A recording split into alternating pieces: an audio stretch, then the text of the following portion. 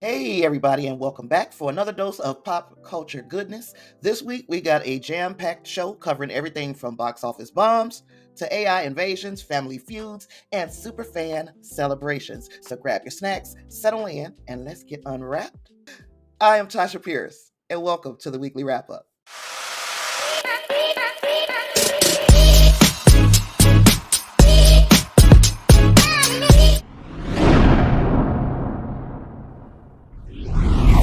First up today, we got to talk about the shocking box office flop that is Joker Folie Do. Now, I was excited for this. I know we were all hyped for the sequel, especially with the dynamic duo of Joaquin Phoenix and Lady Gaga. But sadly, it seems like this musical madness just did not strike a chord with audiences. The film's opening weekend projections are looking pretty dismal, with estimates ranging from a measly $42 to $47 million.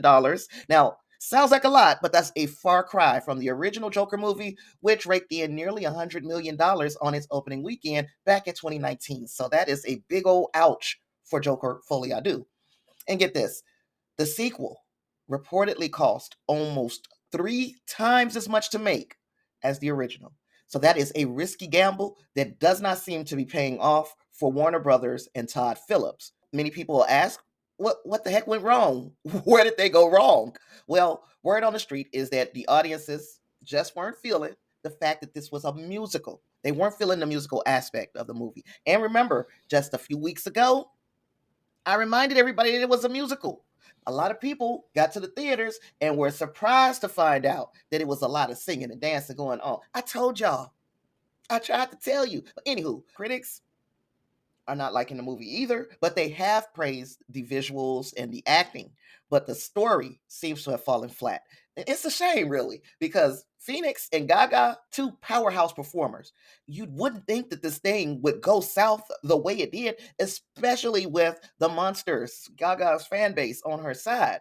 But let's not forget, though, the first Joker movie surprised everybody by snagging a whole bunch of Oscar nominations. It did great in award season and 11 nominations totally for Oscars. And Joaquin Phoenix won the Oscar for his portrayal of Arthur Fleck, this version of the Joker. So maybe Joker Folie Do can still pull a rabbit out of its hat and get some awards at the absolute least, especially when you consider that people are saying that the acting was top notch and stellar in this movie. But now I want to hear from you, my friends. I want to know if you saw Joker Folie Do, and if you did, what did you think about it?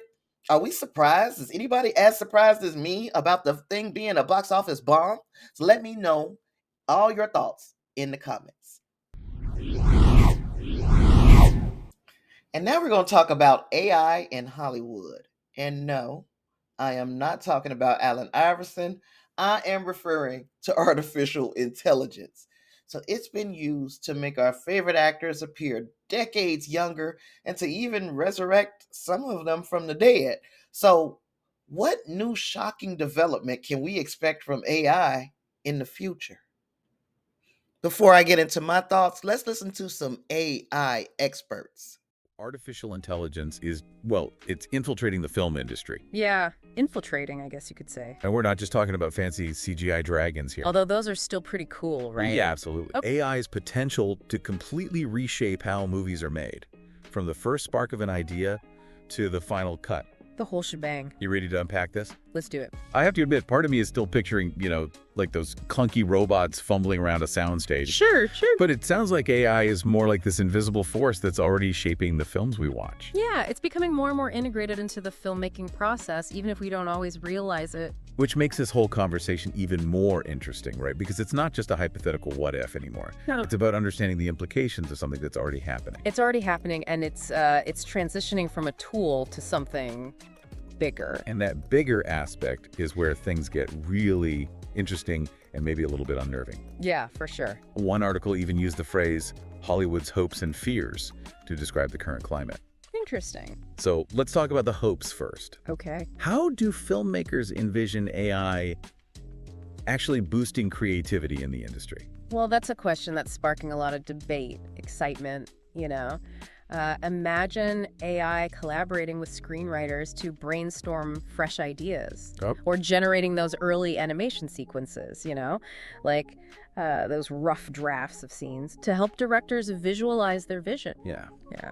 Some even think AI could revolutionize the often tedious world of pre-production. Okay, see, that's the part where even a skeptic like me starts to see the appeal. Right. I mean, who wouldn't want to streamline pre-production? Exactly.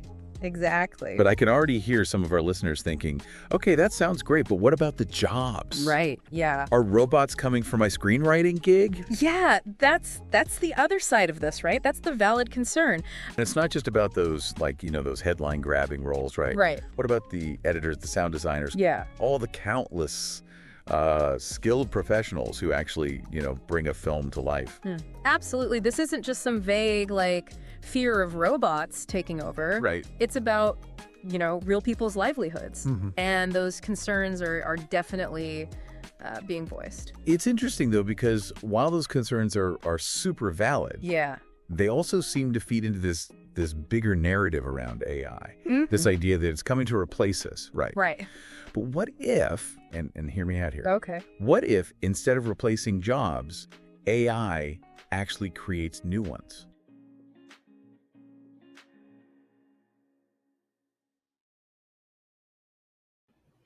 Recently, Hollywood insiders have been speaking out, saying that artificial intelligence is an existential threat to Hollywood, potentially replacing actors, writers, directors, and even those talented folks behind the scenes. One filmmaker in particular, Justine Bateman, for instance, she is sounding the alarm. She is calling AI a potential job killer. And she's not by herself. The unions, like the Writers Guild of America and SAG-AFTRA, are demanding guarantees that AI will not push human creators out of the picture. They're fighting to protect the livelihoods of their members, and honey, I can't say I blame them. Now, the good news is that most experts agree that AI is not ready to churn out original movies, TV shows that can match the magic of human creativity. But hang on, because AI is already being used for things like visual effects, de-aging actors, dubbing foreign films. So, how long exactly will it be before it's ready to take the leap into literally writing a script or directing a movie? The big question is, where do we go from here? Some industry heavyweights like James Cameron believe that AI will never be able to create truly emotionally resonant content. Um, it won't be able to evoke the emotional response that a human creator can do. Others say that, hey, AI is going to be a tool. We're going to always use it as a tool that is going to enhance human creativity, but never ever replace it. I'm so very glad that they feel that way. Let's be real. The studios and the tech companies are going to pour money into AI research because anything they can do to save a buck, they're going to do it. So they're going to pour money into AI research and development, and they are going to bet big on AI's potential to revolutionize the entertainment industry. That raises a whole host of legal and ethical questions. Who owns the copyright to AI generated content? How do we protect actors' likenesses from being used when you have to get digitally scanned for these movies? And then they might be able to use these digital scans to create realistic looking synthetic performers. And how do we ensure that audiences even know that what they're watching is something created by AI? It's getting harder to tell, right? I mean, are you even sure that you would know if you are consuming AI generated content?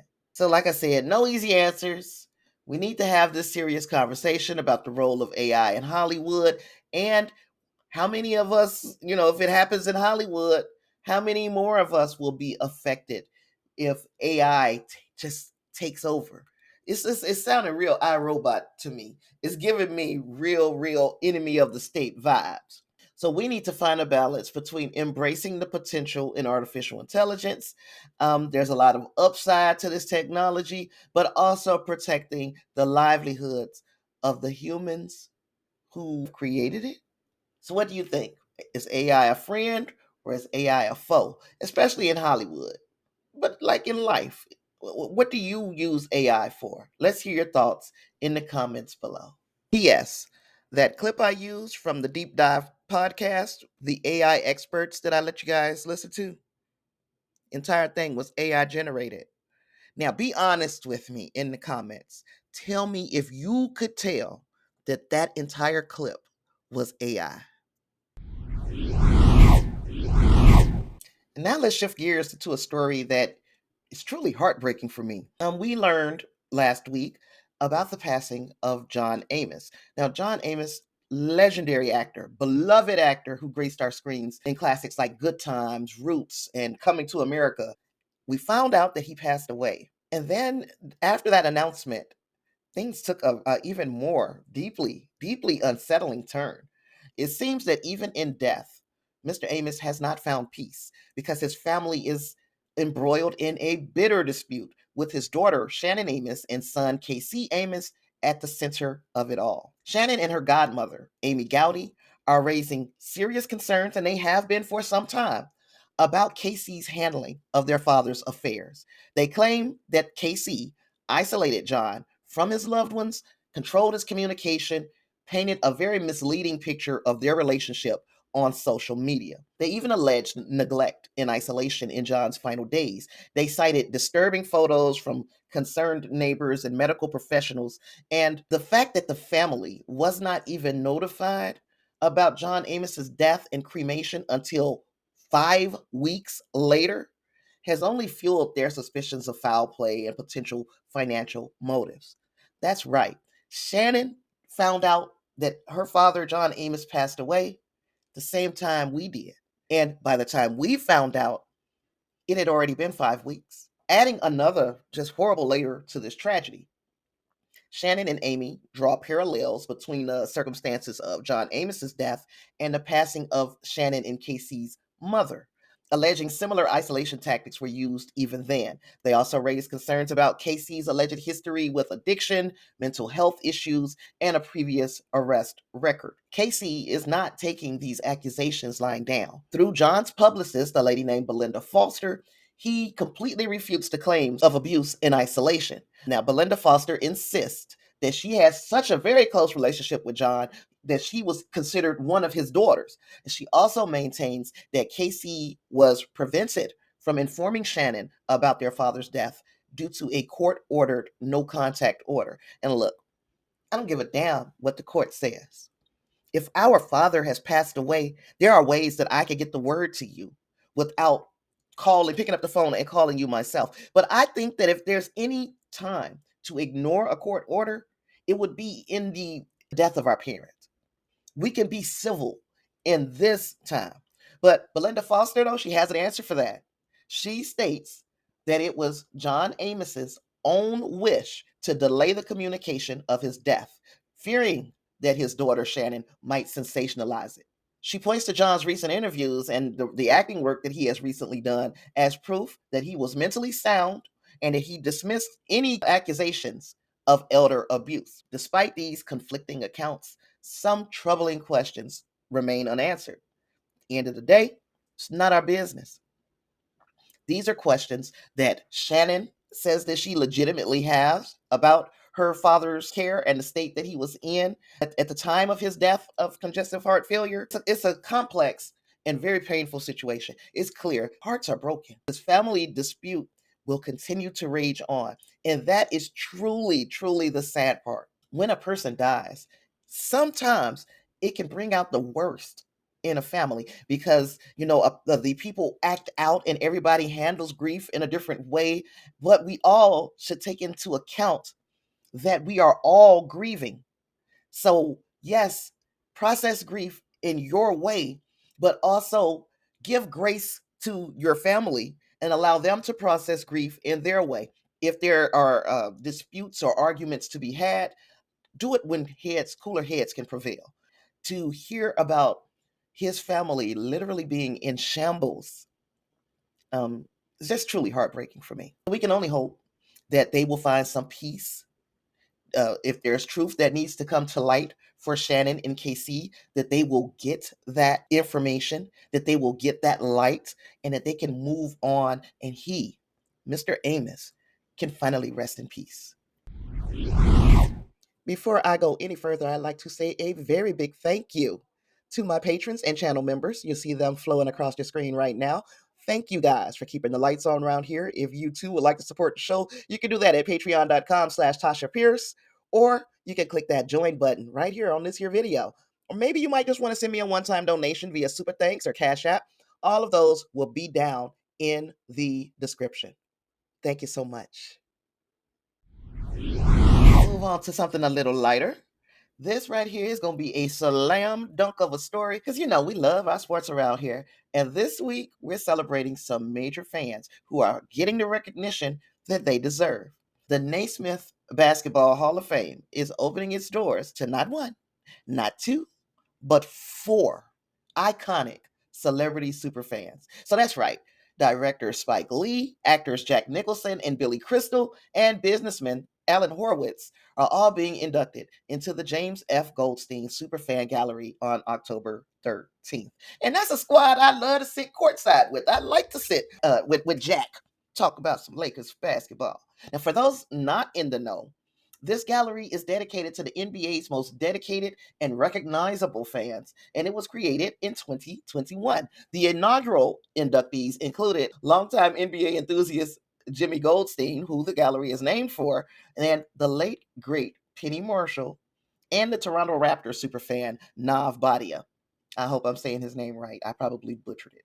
This year's inductees are practically synonymous with the teams that they love. Spike Lee, with his courtside seats and his passionate cheers, is a New York Knicks legend in his own right. He even showed up at the New York Liberties game for the WNBA the other day and got a little spicy with Kelsey Plum. It was good to see him there. And also, Jack Nicholson is a Hollywood icon and has been a fan of the Los Angeles Lakers for decades. And Billy Crystal is another Tinseltown favorite. And my grandchildren love his voice work in Monsters Inc., but that's a whole nother story. I just had to have an opportunity to mention my grandchildren. But anyway, Billy Crystal bleeds LA Clippers blue. And Alan Horowitz is known as the Philadelphia 76ers sixth man, and he's been repping his team hard since the 1960s. You can always spot him in his number 76 jersey with the sixth man nameplate. Now that is what I call dedication. So this induction is more than just a celebrity affair. It is a testament to the powerful role fans play in the NBA's cultural landscape. In fact, in all professional sports, the fans play a huge part in making those games what they are. And these celebrities, with their unwavering support and infectious enthusiasm, have become part of the fabric of the game. They've shown us that being a fan is about more than just watching a game. It's about passion, it's about loyalty, it's about community. And yes, they got the money to kind of throw at it. We can live vicariously through some of our faves, right? So, gonna raise my cup to the super fans. May their passion inspire us all to cheer a little louder and love a little harder. And whether it's for our favorite team or our favorite artist or our favorite cause, because at the end of the day, we're all fans of something. And that shared passion is what makes life really rich and really exciting. Jaguar Wright has been blowing up on Twitter. So let's talk about her. Now, this Philly singer's been making headlines with some explosive allegations against Diddy, and the internet is on fire. The internet is on fire. Jaguar is not exactly a new face on the music scene. She's worked with some heavy hitting artists like Jay-Z and The Roots, but she's also known for stirring the pot with her controversial stories and theories about the industry. Diddy is caught up in his own legal battles, and now Jaguar seems to be the woman of the moment because she scored a sit down with Piers Morgan. And we are used to seeing her on little podcasts, little blogs, and she sits and she does an awful lot of shit talking about an awful lot of shit. She sat down with Piers Morgan, who his platform is so big, it's kind of lending her some credibility. And let me tell you, she did not hold back. She came with a lot of allegations, a lot of accusations, not just about Diddy, but about Jay-Z too, calling him just as much a monster as Diddy. Why is everybody all of a sudden listening to Jaguar? Some say it's the perfect storm. Diddy's on shaky ground. Her accusations add just a little more drama to the mix. She's right about one thing, so she got to be right about everything. The real question is, how can we take her word for it? I mean, she was part of the industry, but if everybody was doing all of this fucked up stuff in the industry, what the hell were you doing? This woman has displayed some truly concerning behavior surrounding her mental health. In the recent past, she has done some outlandish shit that should make people question whether or not they should be taking her word as bond. I'll go a step further and say an outlet like Piers Morgan's show should have vetted Jaguar Wright. And if they did, and they still platformed her and still allowed her to speak these things on that show, it almost seems predatory. It seems like they're taking advantage of a person who could be having a mental health episode.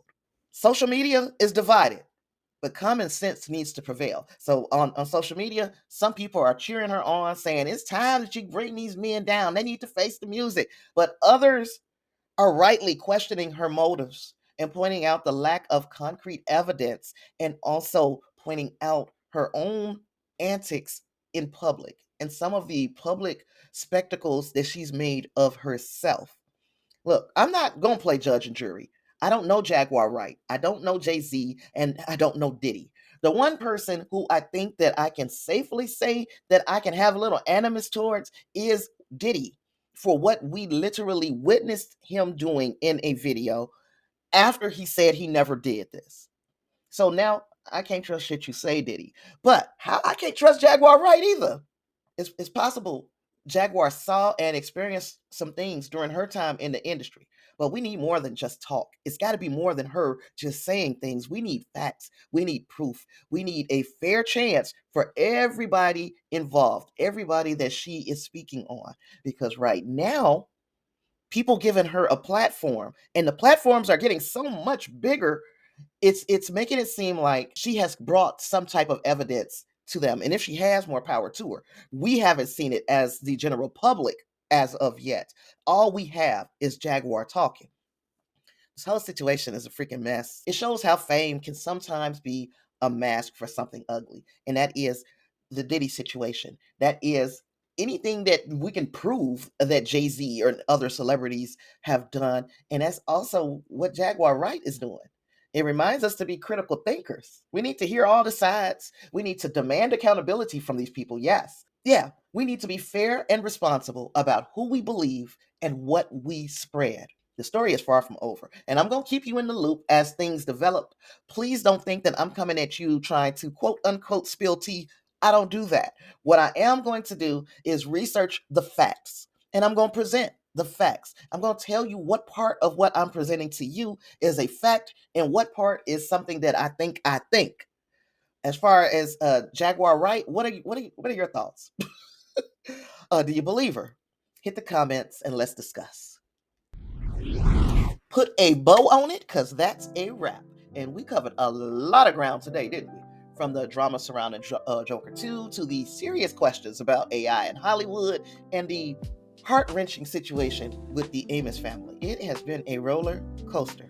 But hey, that is the world of pop culture that we live in, and it is always keeping us on our toes. So if you want to stay informed, don't forget to hit that subscribe button, tap the notification bell so you don't miss a single episode of the Weekly Wrap-Up, and always keep those comments coming.